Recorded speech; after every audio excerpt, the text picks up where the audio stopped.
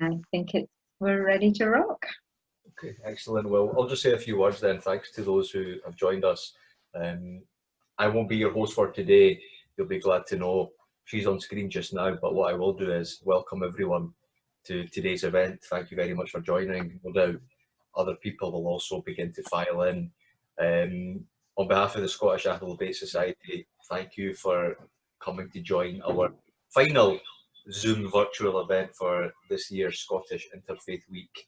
We have with us our very own Brother Ameed Versace, and we also, who will discuss, you'll come to know a lot more about him over the course of this, and he is a man who will be able to discuss a lot of his experiences in a pretty incredible pilgrimage and how he took that back home to Scottish soil. Ameed is Director of Strategic Engagements for SABS, and we're delighted to have him here just now. Your host for today is someone you most likely know. She's done immense work across the country. She's done immense work keeping faith families together. It's Dr. Maureen Sier, Director of Interfaith Scotland. I will just now hand it over to Maureen.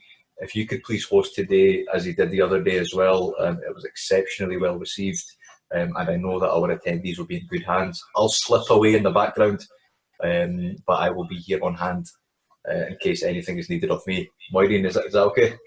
That's fantastic. So welcome everyone who's joining us on this webinar. It's a real delight to be here. It's my job to just kind of moderate a little bit the evening tonight, but maybe start with a little background on Scottish Interfaith Week, and then we're going to talk a little bit about pilgrimage, just in a very general interfaith sense, then introduce Ameed, he's going to be star of the show tonight. So Scottish Interfaith Week began actually in 2004 as an initiative of Interfaith Scotland.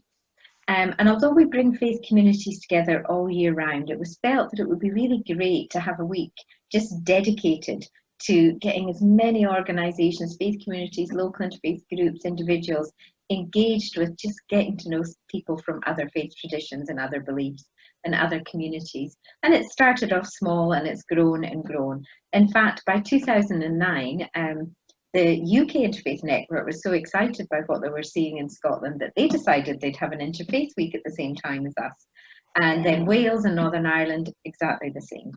So right across the whole of the United Kingdom at the moment, there are, I believe, hundreds and literally hundreds of events taking place where people are joining together, sadly not in person as they normally would be, but on Zooms and webinars and all sorts of platforms, where they're just getting to know people from diverse faiths and celebrating the rich diversity that is this country that we live in.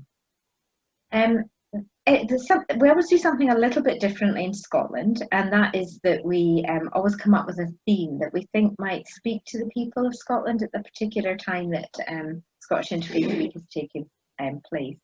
And actually, in around about March, we realised that there was obviously there was a global pandemic, and we had to think of a theme that really allowed us and others to really acknowledge the pandemic, but at the same time do something that was spiritually uplifting.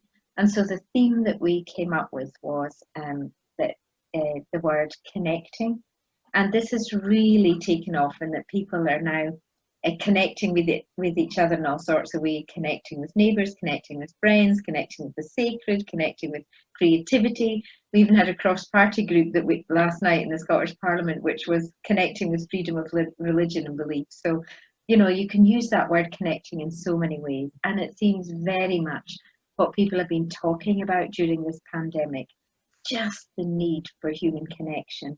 And of course, the other side of that coin is the sadness that people feel with the disconnection, not being able to be with loved ones, not being able to be with family, not being able to be with friends. So tonight, we are getting an opportunity to connect, and I'm really, really happy. And I think taking that theme of connecting and building it into pilgrimage, it made me think, you know, what is it about pilgrimage that is so significant to so many faith traditions? And it seems to me it's about having you know, someone from a faith tradition particularly, but there's pilgrimages in all sorts of ways, but I'll talk about faith traditions, connecting at a very, very deep level with their faith tradition, you know, and usually a faith-based pilgrimage is a journey to a place of special significance, and that plays a part in almost all cultures and all religions. The goal may be a site given prominence by particular events, a shrine of a saint or another significant figure, perhaps a remarkable geographical feature somewhere that draws people in pilgrimage.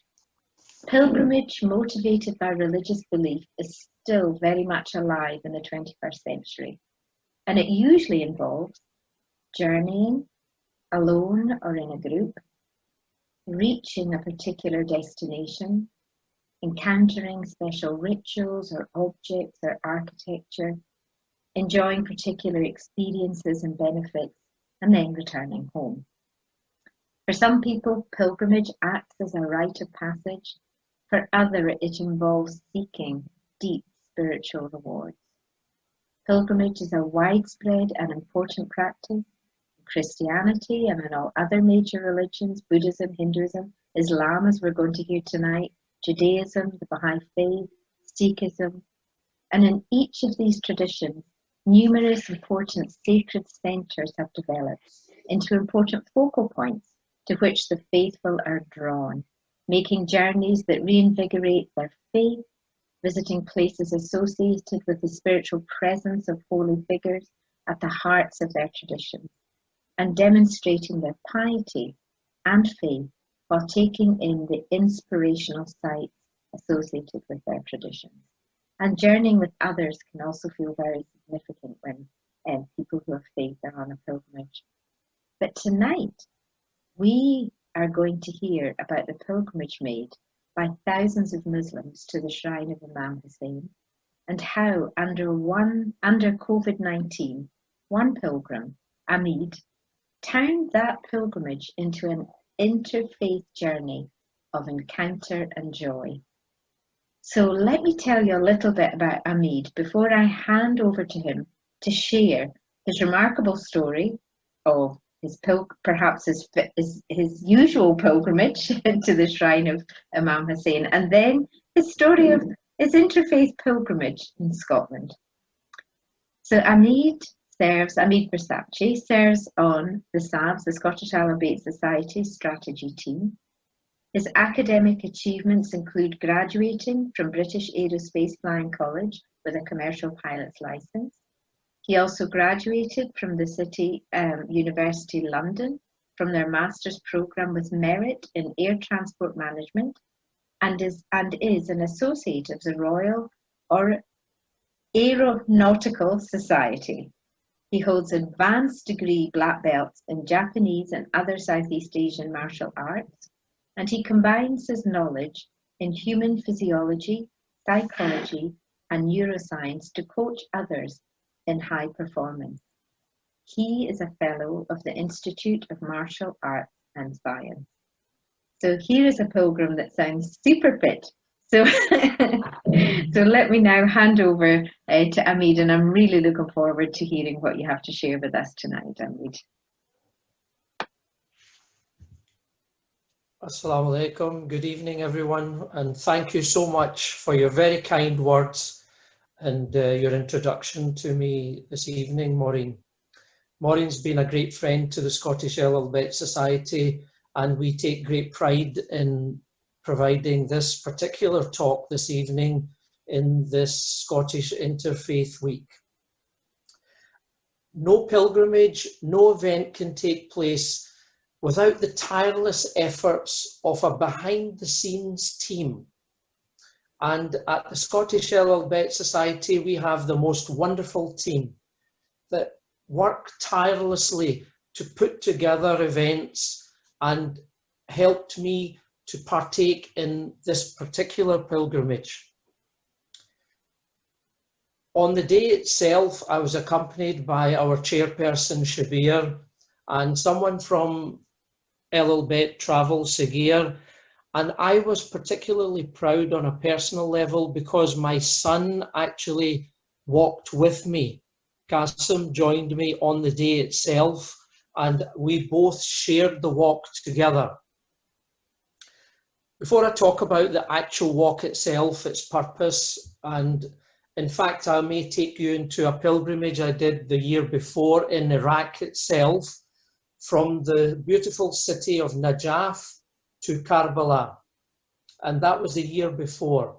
And that's what prompted Shabir to perhaps make the connection under the current pandemic situation to bring the pilgrimage to Scotland. And in fact, on the 8th of October 2020, this became a momentous occasion that the pilgrimage that is conducted by millions of people and has been for in excess of 13 centuries actually came to Scottish soil. And we remember Imam Hussain, who made a positive impact to the lives of millions of people at that time and through the centuries up until the 21st century, and will continue to impact people throughout human evolution, through his noble deeds and his loving care for humanity. And that will be indelibly etched into our collective consciousness. My aim tonight is to unleash your own personal potential, supplant within everyone listening out there his teachings, and so that you can be guided and avoid the pitfalls that we all ultimately encounter, so that you can all make your own successful journey through your own lives. After all, Imam Hussein's message was timeless. It wasn't for one particular gender. It wasn't for one particular race. It was for all of humanity. Imam Hussain was part of the noble family of the messenger prophet Muhammad al-Mustafa, peace be upon him. He thereby had the highest ethical and moral standards of human excellence. Imam Hussain overcame a whole manner of hardship and challenges, and this is something that we should take. And we must learn from the challenges that he encountered, so that when we experience challenges in our own lives, we have to utilize that quiet place, exercise patience, because by doing so, we access God's divine grace. This enables us to make better through the challenges that we encounter throughout our lives. So on the morning of the 8th of October, I started my walk in Paisley with the very charming, very Reverend Dr. Lorna Hood. It was a very beautiful day actually, and it was fitting that I was standing in front of Paisley Abbey, where 800 years of God worship had already been conducted, and I said as much on the day itself. We were accompanied by vibrant creative media who were filming the event, and that will be coming out soon. And it was Lorna Hood who welcomed me at the very first moment, and I exchanged our greetings at that time. I then followed on to the cenotaph, which also in Paisley is a remembrance memorial, and I thought how appropriate that a 1923 memorial is where I'm also sharing my story, because Imam Hussein's story is, after all, of sacrifice. He was martyred in late 7th century. So 13 centuries plus later, I'm standing at the centre of Paisley and I'm sharing the story in my native Scotland with people who passers-by were interested, and obviously I was recording it at the time, and I felt very, very moved by the whole experience. I then went on to Cathedral, Paisley Cathedral, where I was met by the wonderful Bishop John Keenan.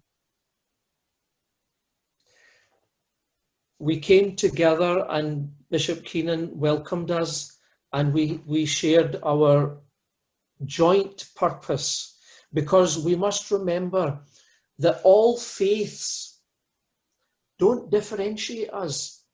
Our execution of our faith is different, but there's a common bond of respect, of common morality, of ethics, of the fundamental truth of our existence. This we all share.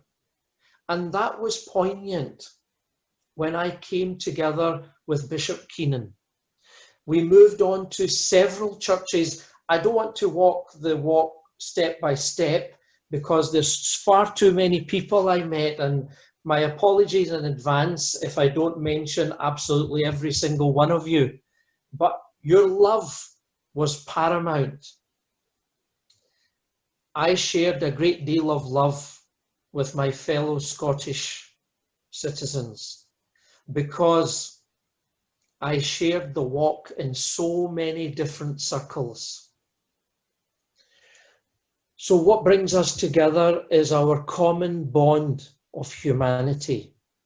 That was made abundantly apparent to me by the amount of people from diverse backgrounds that came out to greet me. We met with the Police Scotland. It felt surreal to me to be standing outside Police Scotland headquarters at Govan and having several police behind me, all appropriately socially distant, of course. And I shared with them the story of Imam Hussain, because Imam Hussain would be one for keeping order, for preserving justice, and these law enforcement officers do just that. So immediately we had a link, and I'm very much looking forward to the photograph that comes out with me at the front, at the pinnacle, and all these police officers behind me. I've got it in my head. It's going to be the most fantastic thing. And none of them arresting you, Ameed. Thank goodness they didn't have their cuffs out at the time. So we talk about humility. We talk about care. Imam Hussein's humility, his care for humanity, his servitude for humanity, took me to the Prince and Princess of Wales Hospice, where the very supportive management team came out and met us, served us well-deserved, well-needed, I should say, refreshments and water, because by that time, 2.5 hours had passed. I was very moved. I know the work they do. I've been to the hospice before. It humbles our heart to see them in action. And this is what, in the modern era, Imam Hussain would be proud to know, that there are carers of such a level as the Prince and Princess of Wales Hospice. I don't think I have enough time to carry out every single stop I made, but I'm going to highlight to you various stops that I made. And one that stands out also, I think it's because I'm personal bias towards them, I stopped at Rangers Football Stadium with the Rangers Charity Foundation, where Connell came out to meet us. Now you might think, football, pilgrimage, where is the connection? The connection is that we all come together. We all have a sense of belonging. And this country is football crazy. We're a football mad nation. And in fact, congratulations to everyone listening, because we've qualified for the very first time in 22 years. So we've got much cause to celebrate as well as connect tonight on this talk. I was very proud to be standing there at Rangers Football Stadium. And I'm not saying that that's the only stadium I would have addressed, but it just so happened to be en route because we have very strong connections with Celtic, St Mirren, and indeed all the SPFL teams. But it just so happened I was sharing that moment at that time because I'm a football fan myself. And I wanted to share with what is, after all, our national game. And that was a very poignant moment. I then went over to the west end of the city where the very Reverend Kevin Holdsworth met me at St Mary's Cathedral. And by that time, my son and I had had experience of the traditional Glasgow weather, and it had been a massive downpour. It didn't dampen our spirit, however, we marched on relentlessly. It was at this point I was so grateful for my son's presence because I felt he's going to keep me honest. There will be no let up today. And we kept pushing on. The very Reverend Kelvin, he shared with me a very wonderful poem which you'll see on the video when it comes out, and I was very touched by his words. We went through the Hindu temple, we connected with the Sikh temple, and in each instance, their senior-most clerics came out to meet us. And once again, our hearts were humbled, because we thought, how wonderful a country do we live in. These people have come out to share with me and the team a walk that has carried forward for almost 14 centuries, and we're sharing it in Glasgow, in Scotland, and we're bringing it to life. And we were very, very moved by the words expressed by the Hindu Acharyaji and the Sikh scholars from the central Gurdwara, who honestly, they also brought out wonderful refreshments for us. And we kept gulping it down because the calories were being burned at a frantic rate by this time.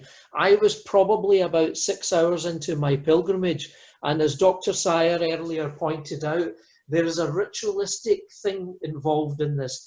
In a pilgrimage, we go from one place to another, and there is a process in it. And in this particular pilgrimage, calories were being burned at a frantic rate in the process. And I was very grateful for the Sikh scholars who gave me everything from cakes to refreshments. And we shared a wonderful bond of faith and friendship at all the religious sites that I went to. I also went to St Andrew's Cathedral, where Father Gerard Sharkey came out to meet me. And it was his warm intent that moved me. And because we were standing on Clyde Street, there was a whole mass of traffic. And everyone was slowing down because they were curious as to what was happening. Because we had our saltire up, Father Sharkey to my left, the camera team, our Scottish Ahlul Bayt Society team, and me speaking to the cameras. Obviously, it was something to see for people passers-by, and they became curious as to what was going on. So in a manner of speaking, Imam Hussein's walk, pilgrimage, was talking to the people of Scotland through all the faith groups, regardless of your faith. Imam Hussain was a scholar, a sage. He shared his knowledge with people of his time. And we bring, the Scottish Ahlul Bayt Society brings that knowledge and shares it with the citizens of our own country. Because this is very important for us. Very important.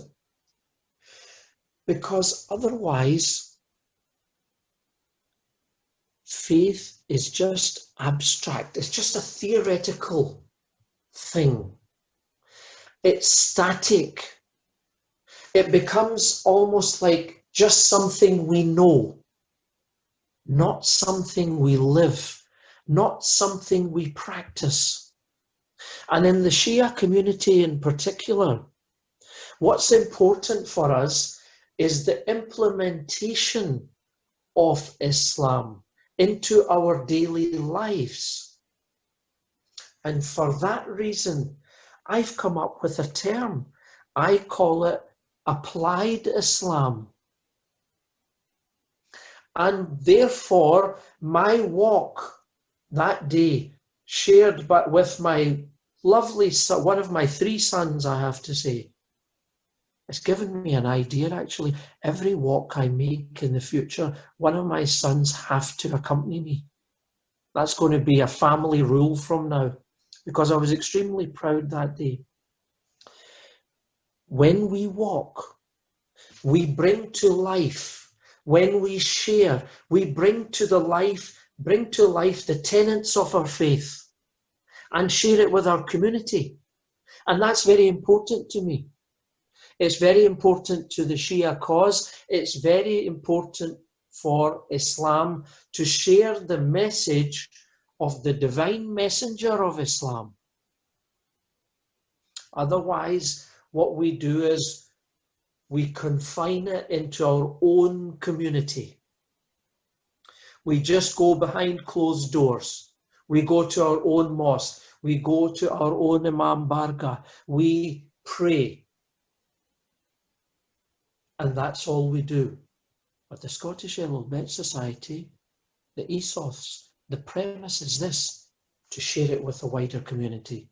Whether you be a football team, whether you come from another faith group, whether you have no faith whatsoever, Imam Hussein's message will touch your heart because you're a human being, and we wish to share that message and bring you into the fold, because Imam Hussein's message is inclusive, all of humanity.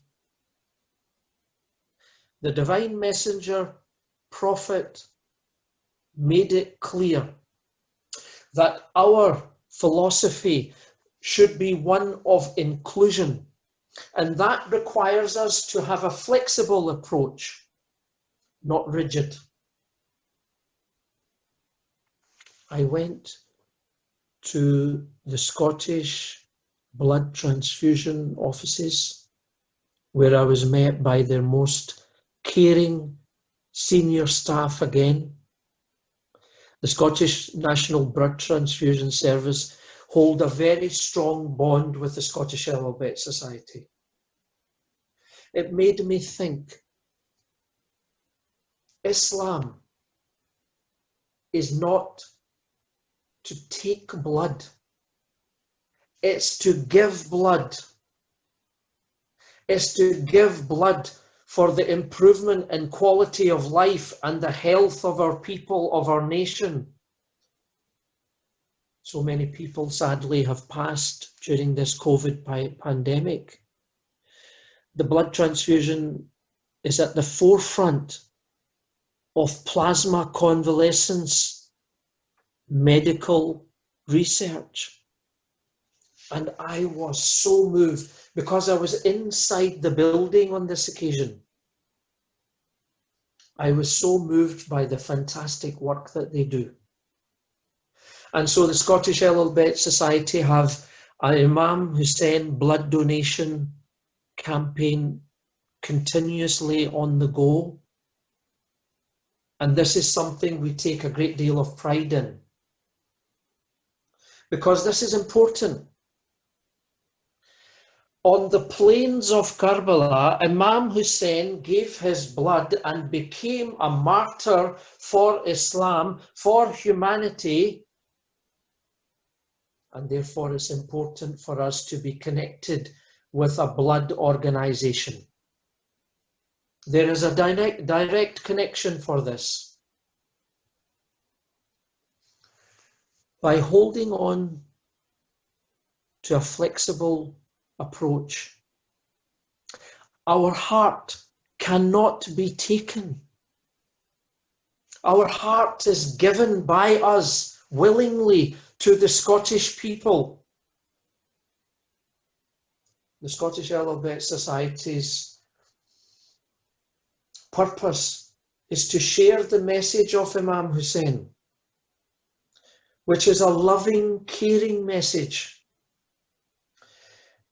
Because in our lives, if we don't have a philosophy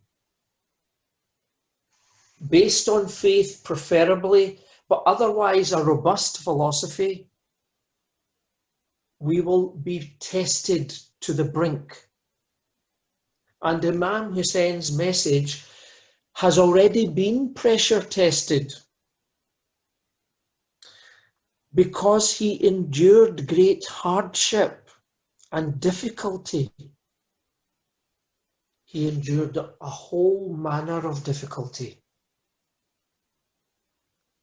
And so we have a philosophy here of Islam that's already been pressure tested. So if I can share that fundamental message with you through this pilgrimage,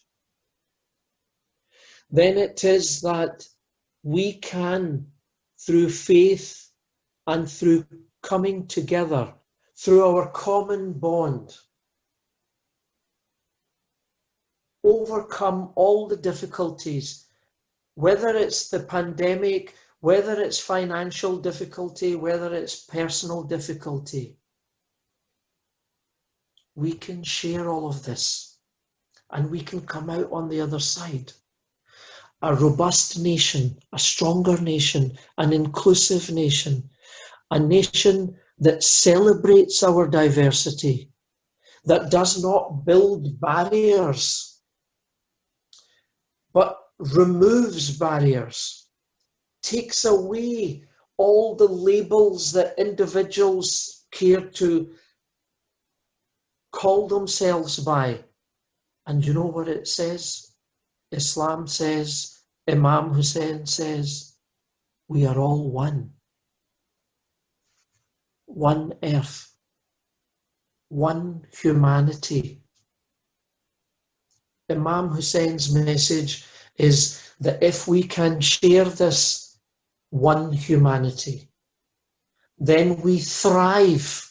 When we move through our personal life, we thrive. When we go through our professional life, we thrive. You may call me an idealist. And yes, I am, because I believe in the message. I believe that regardless of what anyone will say or think, we can surmount any difficulties or any differences that we may have through constant dialogue and communication. And Dr. Sier was speaking earlier about the theme for interfaith and one of connection. And that's so important. Another stop I made was at the Trades House.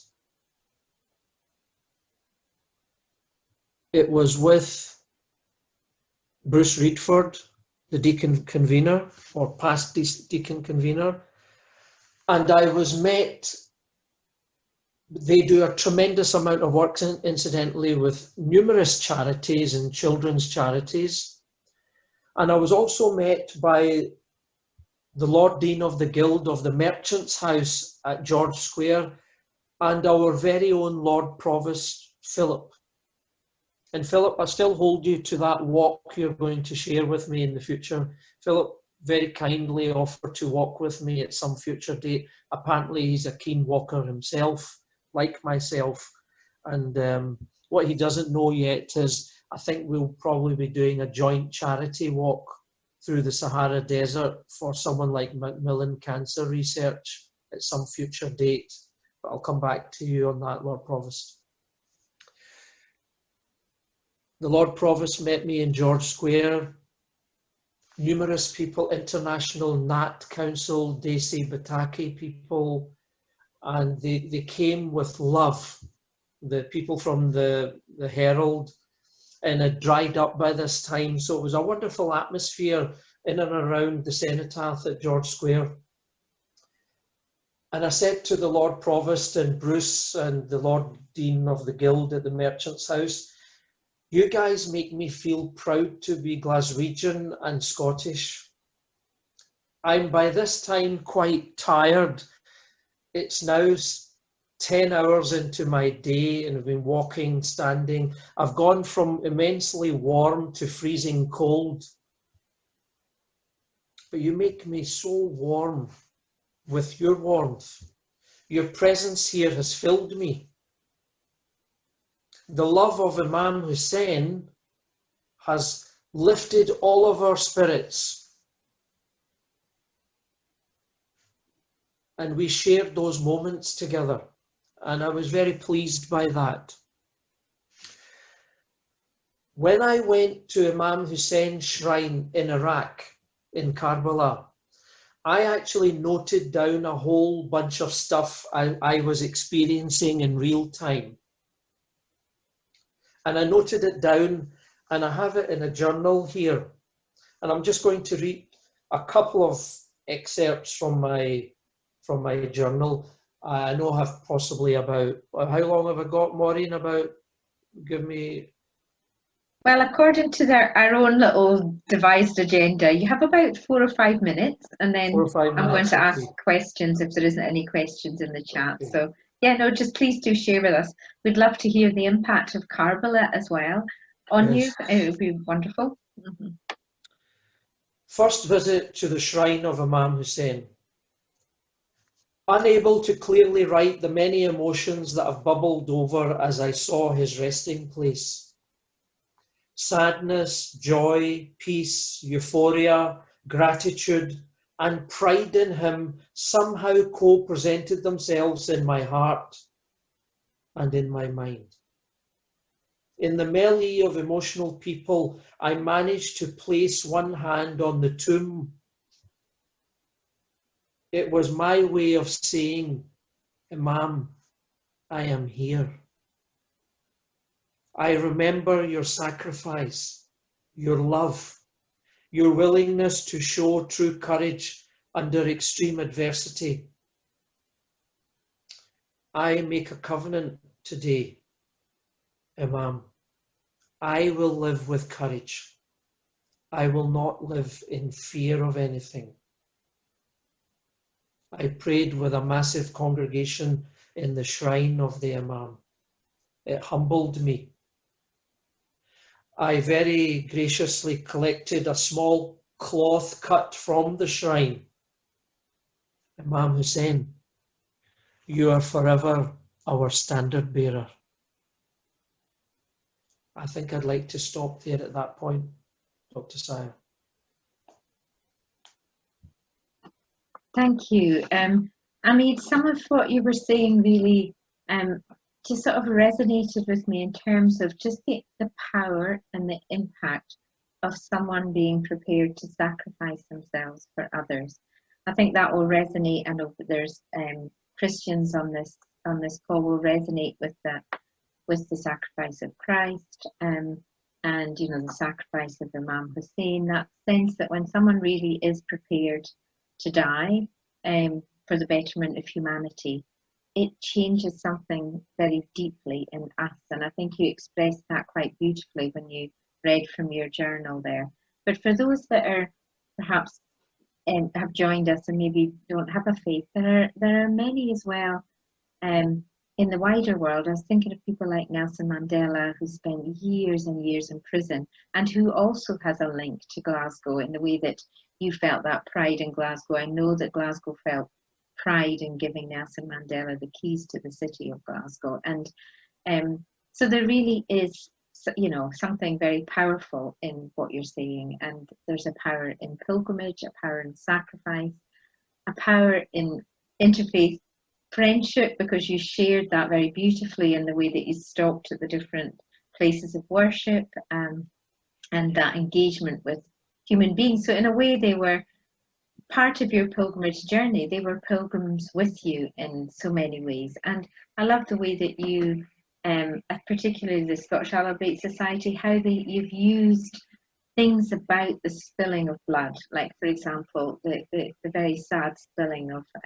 the blood of such a holy person. But you've taken that and turned it into something so good, like giving blood to the blood donation services. And you know, I think there's lots that faith communities, and lots of faith communities do that. They take very powerful things within their own history, their own stories, their own journeys, and then apply them in the world and try to make the world a better place. So there was lots, I hope, that will have resonated with people in what you have been saying. Now, I haven't seen very many questions in the chat, so I'm going to ask you a couple of questions that I hope will just help reveal, you know, other aspects of your journey. And so that what I'm going to ask is there a moment, a significant moment in Karbala that really, really transformed you? And a significant moment in that walk in Glasgow that had that same impact? You know, that there was something about a moment in Karbala where you were really connected with the spirit of pilgrimage, and a moment in Glasgow where you really connected with the spirit of pilgrimage. Very good points to make, actually, Maureen. I had been walking for 18 hours from Najaf to Karbala in intense heat. And I'd taken a lot of suffering on the way in terms of the physical body. I wasn't used to 42 degrees Celsius of heat. So the sweat, the dehydration,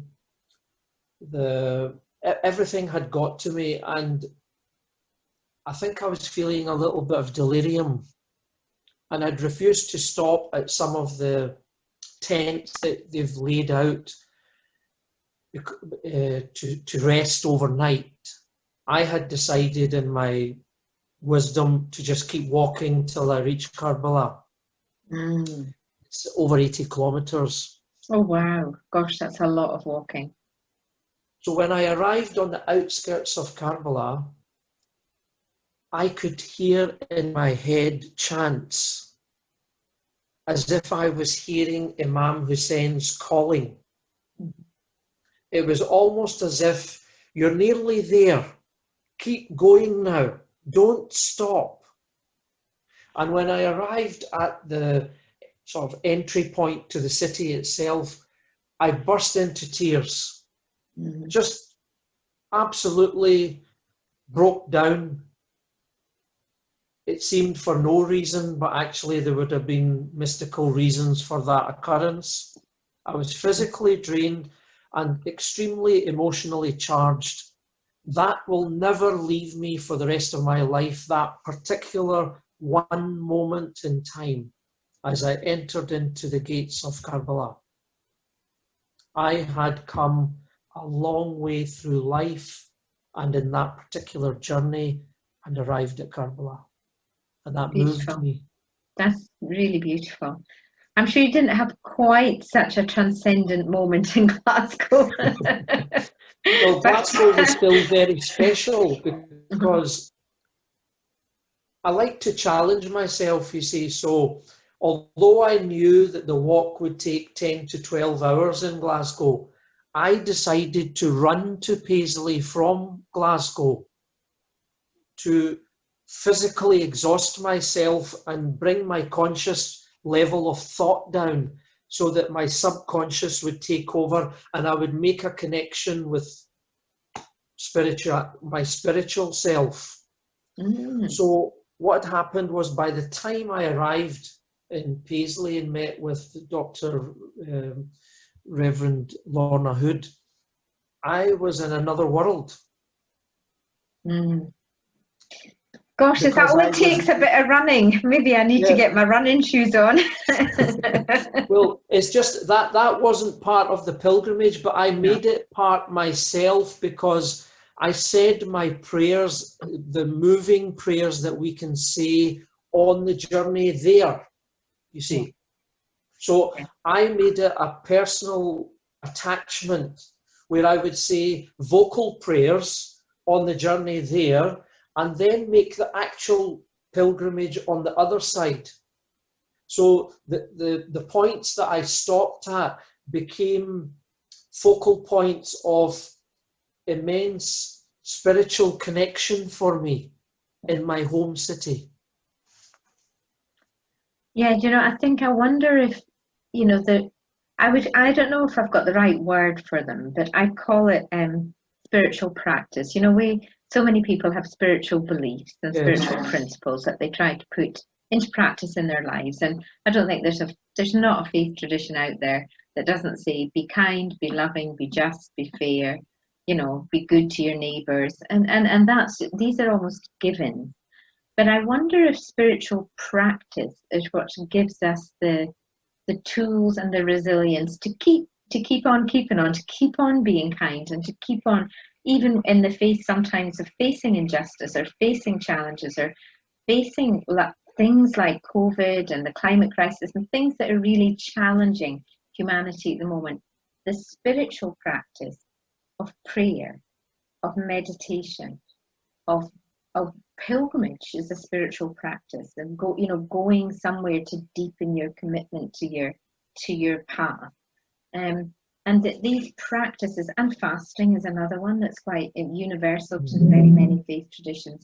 These kind of things, in a way, give you the resilience to deal with life and its challenges. Did you find that both pilgrimages, you know, helped build your resilience? I feel that you're a physically resilient man. I know, for example, that you like freezing cold water and you do, you know, black belt and you're walking and running and doing all those things, and physically you're resilient. But are these tools for a spiritual resilience at a time when life is really challenging for people? I wonder, spiritual practice. Absolutely, because you can have all the physical attributes, but life has this secret way of bringing you down if you're not emotionally strong, mentally strong, and I would say spiritually strong. So part of my challenge and part of my awakening was that, yes, all that's all well and good, but I require to have an impact through faith and through ritualistic practice that makes me a stronger person from within. Not muscularly strong, not physically strong, but emotionally and spiritually strong, because that's the greatest strength after all. And if we can build on that, that's what we can share with others. And when difficulties arise in life, then we're better able to contend with them. And they will for all of us, inevitably. It's regardless of what stage in life, who you are in life, wealthy, less than wealthy, intellectually strong, not as, it doesn't matter. Everyone faces challenge, everyone faces difficulty. And I feel through practice, through these types of engagements and experiences, we come to know. And the ancient Greeks had a very wonderful expression, know thyself. And I've come to try to know myself. It's interesting, that's also in my own faith tradition.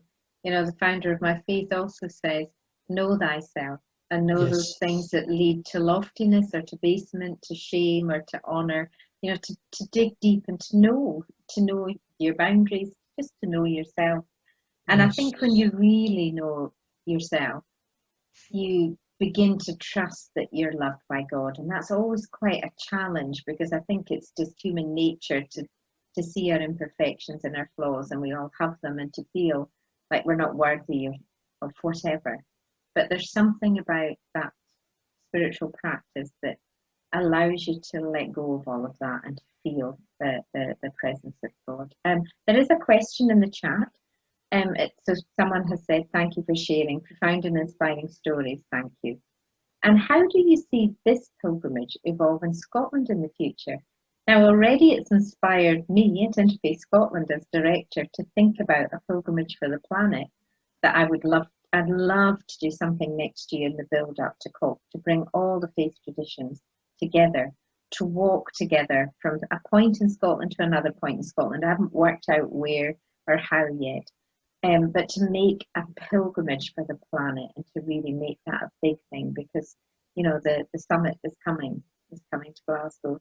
So have you got a vision for how you might take this forward, or how the Ahlul Bayt Society, Scottish Ahlul Bayt, might take this forward in Scotland in the future? As I say, it's already been inspiring. I think the wonderful team at the Scottish Ahlul Bayt Society have already laid the foundation, and as you quite rightly point out, Dr. Sier, that you're already thinking yourself about a pilgrimage for next year.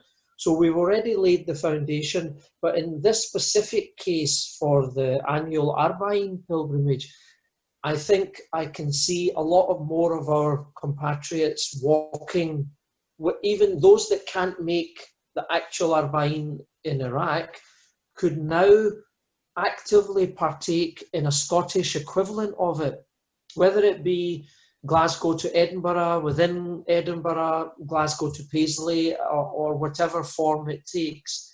I foresee this now being an annual event that, however it's carried out, becomes a fixed part of our annual calendar. And I think that will be great for our communities to come together.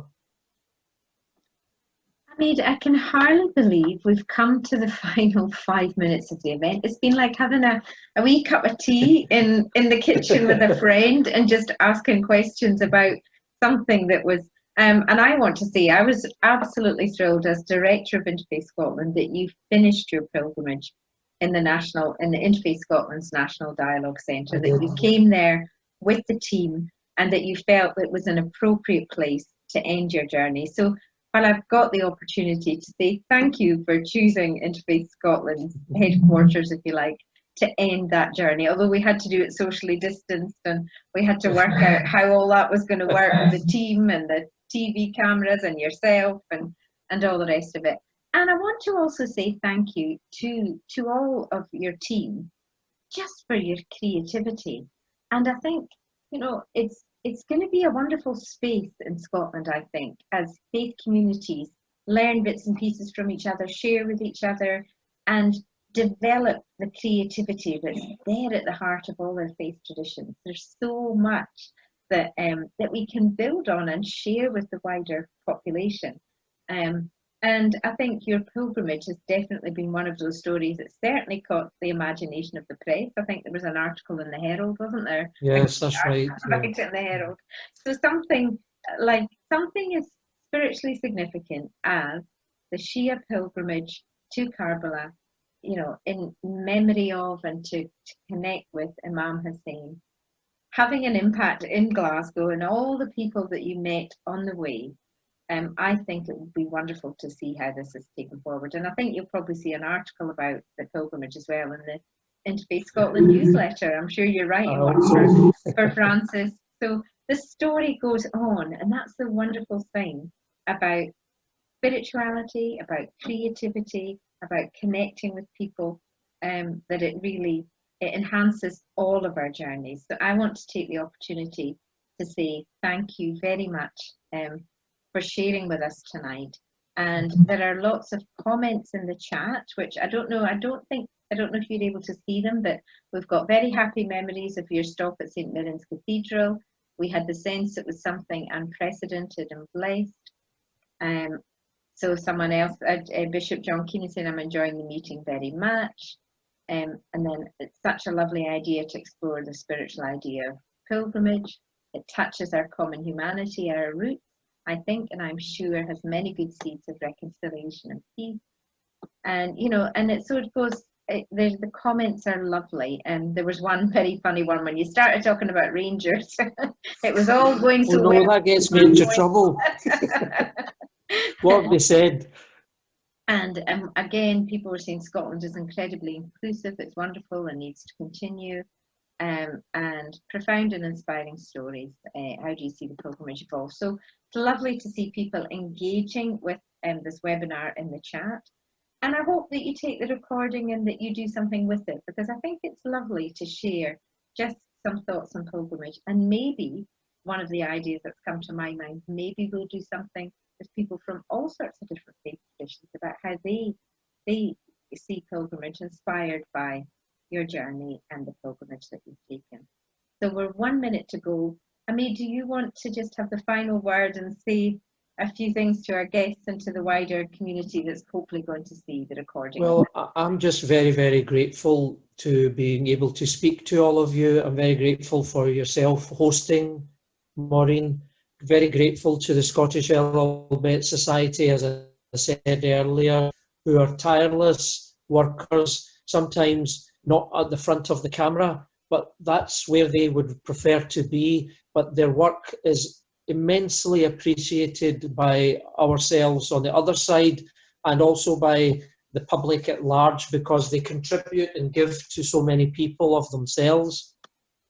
I want to thank everyone who's attended this evening, because I think that's very important that I shared the story with. I mean, quite frankly, I could have spoken for 3 or 4 hours, because my journal is jam-packed with all my thoughts on the 2 pilgrimages that I've carried out so far. But I like to think I gave a flavour of the essence of it with our fellow Scots people. And I've thoroughly enjoyed sharing my story with you, and I've thoroughly enjoyed being with you and sharing everything that I've experienced. And thank you for making this part of Scottish Interfaith Week. I'm going to leave in a couple of minutes, because you'll never guess where I'm journeying off to now. I'm heading off to the island of Orkney. One of the joys of Zoom. I wish I was literally heading off to the island of Orkney, because actually that's where I went on pilgrimage, on honeymoon, which I suppose is a kind of a pilgrimage. Oh, that's nice. With my husband well over 40 years ago. So, but once again, thank you. Thank you all for coming.